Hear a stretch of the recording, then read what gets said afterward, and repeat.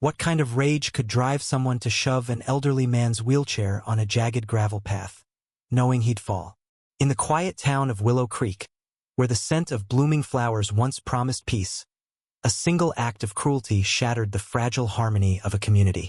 This is the story of Karen Whitmore, a woman whose bitterness spiraled into a moment of infamy and the unexpected ripples that followed, revealing the raw edges of human compassion and consequence. Karen Whitmore was a name that carried weight in Willow Creek not for kindness, but for her sharp tongue and unrelenting demands. At 42, she was a real estate agent with a reputation for bulldozing anyone who stood in her way. Her perfectly manicured nails and designer heels clicked through town with an air of entitlement, as if the world owed her its obedience. But beneath the polished exterior, Karen was unraveling. Her marriage had crumbled. Her teenage daughter barely spoke to her, and her latest property deal, a prime lot near the town's cherished Karen flower garden, was slipping through her fingers. The garden, a vibrant sea of delicate pink Karen flowers, was the heart of Willow Creek, tended lovingly by volunteers and symbolizing resilience after a devastating flood years ago. Karen saw it as an obstacle. She wanted it paved over for condos. On a crisp October morning, the air thick with the scent of those flowers, Karen's frustration boiled over. The lot's owner, 78-year-old Harold Grayson, was the holdout. A retired schoolteacher, Harold was confined to a wheelchair after a stroke. His days spent in the garden, where his late wife's memory lingered in every petal. He'd refused Karen's offers repeatedly, his gentle voice firm. "This garden stays. It's for everyone." To Karen, his refusal was a personal affront, a challenge to her control. That morning, Harold was in his wheelchair, pruning shears in hand, tending the flowers with his caregiver, Maria, a quiet woman in her 30s who'd become his confidant. The garden was alive with volunteers, their laughter mingling with the rustle of leaves. Karen stormed in, her face a mask of fury, clutching a contract she'd hoped Harold would sign. "You're being selfish, old man," she snapped, her voice cutting through the morning calm. "This town needs progress, not your sentimental weeds." Harold looked up, his eyes steady but weary. "Progress doesn't mean erasing what matters," he said. The volunteers froze, sensing the tension. Maria stepped forward, her voice soft but firm. "Ms. Whitmore, please leave. You're upsetting him." Karen's gaze flicked to Maria, venomous. "Stay out of this, hired help." The word stung, but Maria held her ground. What happened next was a blur of rage and recklessness. Karen, her patience obliterated, grabbed the handles of Harold's wheelchair and shoved. The chair lurched forward, wheels catching on the gravel path that bordered the garden. Harold's frail hands gripped the armrests, his cry sharp and startled as the chair tipped. He hit the ground hard, gravel biting into his palms, his glasses skittering across the stones. The volunteers gasped, rushing to his side, while Maria knelt beside him, her hands trembling as she checked for injuries. Karen stood frozen, her face paling as the weight of her actions sank in. "You could have killed him," a volunteer, a young man named Ethan, shouted. He'd been tending the garden since he was a boy, its blooms a reminder of his mother's recovery from illness. Ethan's voice shook with fury, but there was something else in his eyes, disbelief, as if he couldn't fathom such cruelty in a place of healing. Karen stammered. "Two didn't mean," but the words sounded hollow, even to her. The police arrived within minutes, summoned by a bystander's call. Harold, bruised but miraculously unbroken, was lifted back into his chair, his hands still clutching a single Karen flower he'd been pruning.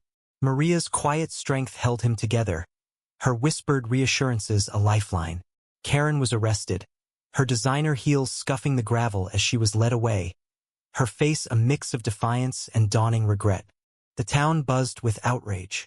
Social media posts on X exploded, calling Karen everything from a bully to a monster. But beneath the anger, a deeper story began to emerge, one that no one, not even Karen, could have anticipated. Ethan, the young volunteer, wasn't just a bystander. He was Harold's grandson, estranged for years after a family feud over his mother's will. He'd returned to Willow Creek quietly, volunteering at the garden to reconnect with his grandfather's legacy without revealing his identity. The sight of Harold on the ground, vulnerable and betrayed, cracked something open in Ethan. He hadn't planned to stay, but now he couldn't leave. The trial was swift and merciless. Karen faced charges of assault and elder abuse. In court, she sat rigid, her lawyer arguing she'd acted in a moment of frustration. But the prosecutor painted a different picture. A woman consumed by greed, willing to harm a defenseless man to get her way. Harold's testimony was quiet but devastating. "I forgive her," he said, his voice trembling. "But I can't forget what it felt like to fall." Maria, sitting behind him, wiped away tears. Ethan, in the back row, clenched his fists, his presence unnoticed by Karen. The judge's ruling hit like a hammer. A $7,500 fine, a restraining order barring Karen from contacting Harold or approaching the garden, and 200 hours of community service. But the real punishment was social. Willow Creek turned its back on her. Her real estate business crumbled as clients fled. Her daughter, Lila, moved out to live with her father, leaving a note that read, "You're not who I thought you were." Karen's world, built on control, was in ruins. But the story didn't end there. In the weeks that followed, Ethan began visiting Harold, first in secret, then openly. He revealed his identity one evening in the garden, under the soft glow of dusk, the Karen flowers swaying around them. "I'm sorry I stayed away so long," Ethan said, his voice breaking. Harold's eyes, clouded with age, brimmed with tears. "You're here now," he whispered. Their reconciliation became the garden's new heartbeat, a quiet triumph over the pain Karen had caused. Maria, too, found her voice. She'd always been in the background, her kindness unnoticed by most. But after the incident, she organized a community fundraiser to expand the garden, turning it into a sanctuary for others with disabilities. Her quiet strength drew Ethan in, and their shared love for Harold sparked a tentative bond, one that promised healing in time. Karen, meanwhile, served her community service at a nursing home across town, far from the garden she despised. At first, she resented every moment, scrubbing floors and fetching trays. But one resident, an elderly woman named Clara, saw through her facade. Clara, sharp-witted despite her frailty, had a way of cutting through Karen's defenses. "You're not the first to lose your way," Clara said one day, her eyes kind but unflinching. "The question is, what do you do now?"